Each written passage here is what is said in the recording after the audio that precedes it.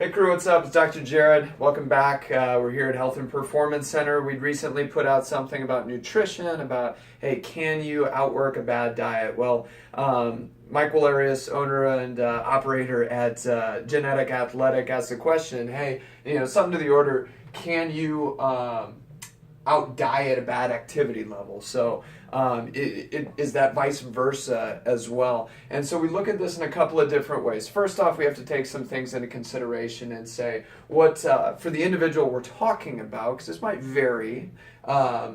What's their body composition status? Meaning, how much fat mass versus lean muscle mass.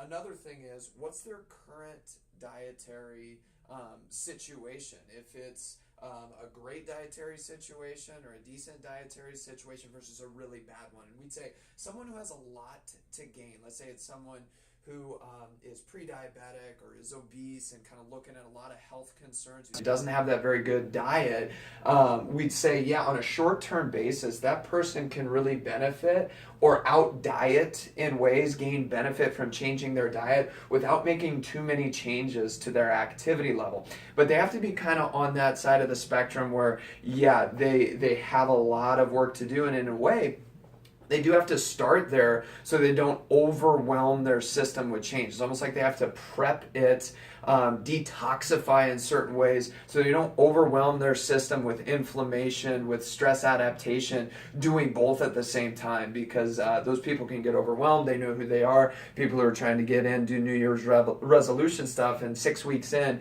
they end up with about 4 overuse injuries. So we'd say some of those people almost have to start out dieting their bad activity levels to jumpstart into something where they can intensify their activity level. The next thing is, hey, it all kind of depends on what your goals are. It's much better, I would say, in this thing, this is more legitimate to say, hey, if you don't have a good activity level, man, you had better have an on-point diet or be fueling yourself. You're not going to be potentiating. We'll talk about that, meaning getting as good as you possibly can be, but at least you'll be fighting death. All right, or premature death, a lot of premature inflammatory things. The more that we understand about inflammation, the more that we realize it is a driving force for a lot of bad things. So can you out diet a bad activity level? Yeah, there's a little bit more, support that says, yeah, you probably can do a lot just eating well, even without working out a lot. But if you are looking for a little bit more than fighting death, you actually want to have a good quality of life, you want to intensify or maintain your capability levels over long periods of time into your 70s, 80s, and, God willing, 90s, or if you're looking to potentiate saying, hey, I want to be the best physical version of myself that I can possibly be.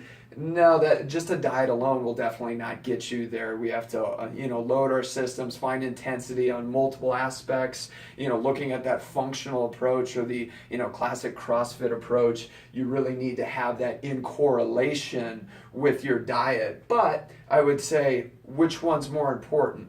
Exercise or diet? I would probably be saying that for more people, they'd see benefit from just dieting as opposed to just working out.